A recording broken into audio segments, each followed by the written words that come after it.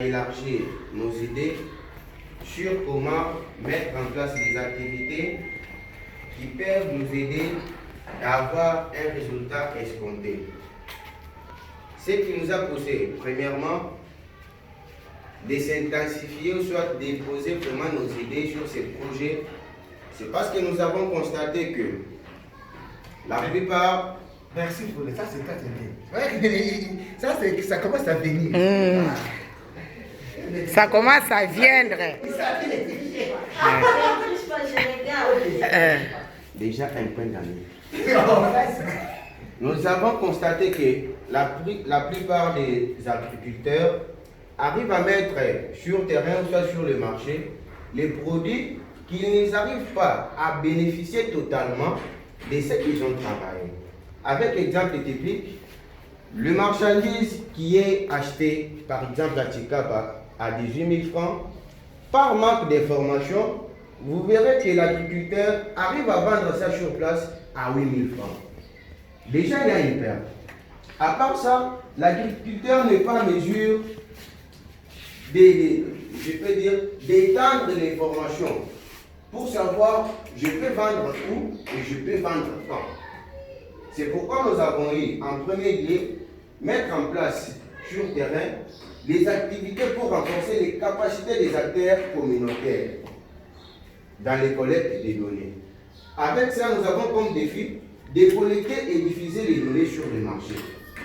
Quand nous avons déjà mis cette activité sur terrain, nous savons que nous aurons les résultats d'une grande amélioration significative de la collecte des données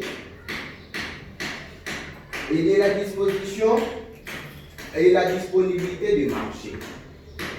Donc déjà sur ces points, nous savons que quand nous avons déjà mis sur place l'activité de renforcer tout d'abord le mandat de l'agriculteur, il est déjà renforcé, il a déjà appris ce qu'il ne connaissait pas. C'est à ce moment-là qu'on aura vraiment les résultats ou soit une amélioration significative de la collecte, de la qualité et de la disposition du marché.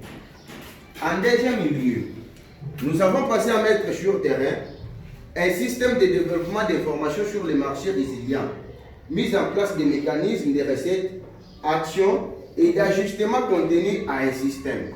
Sur ce, nous avons passé que nous pouvons avoir un défi de collecter et diffuser les données sur les marchés. Ce qui va nous permettre d'avoir